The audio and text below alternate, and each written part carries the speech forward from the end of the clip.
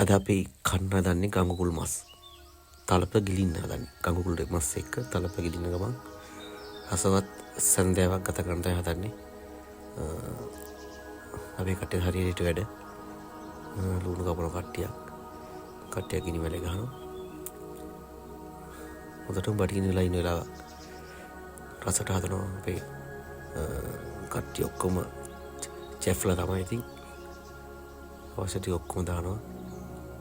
දරම් බඩ පැලෙන්න කන්න පුළුවන් සීන් එකක් තියෙනවා. හොඳට කවලම් කරනවා. හරි. අපේ කට්ටිය ඉතින් වැඩේට දක්ෂයි. කිසිම දෙයක් අඩුවක් කරන්නේ නැහැ. හැමදේම දානවා. ගන්න වාඩි. ගාන ටෙම්පරාදු කරලා අරගෙන. බඩගින්න වැඩිලා තියෙන මේ වෙනකොට හොඳටම. කඩිමුඩි කට්ටියම වැඩ. ඊට පස්සේ මස් ටික එකට දාලා ගානට කවලම් කරලා ගන්නවා.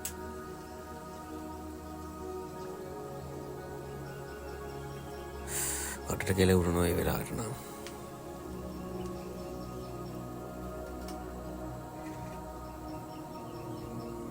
වතුර ටිකකුත් දා ගන්න. හරි. හොද්ද තියෙන බෑ තලප ගිලින්න. කවලම් කරලා අරගෙන අතර තියලා දෙහි ටිකකුත් දා ගන්නවා. දෙහි හොඳට මේක අරගෙන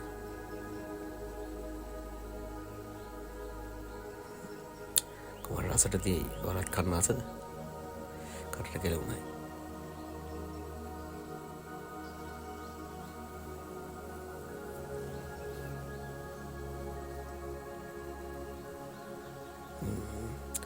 වැඩේ කරන්න හදන්නේ අපි නම් පොඩ රස බලන්න පිළ බැලුවේ තලපේ හදනකම්.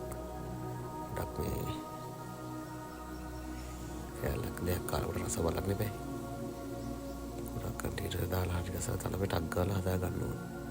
කුලි කරලා.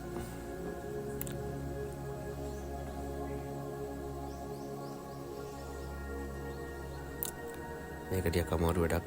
හොඳට හයිය තියෙන්න ඕනි කවලම් කරන්න.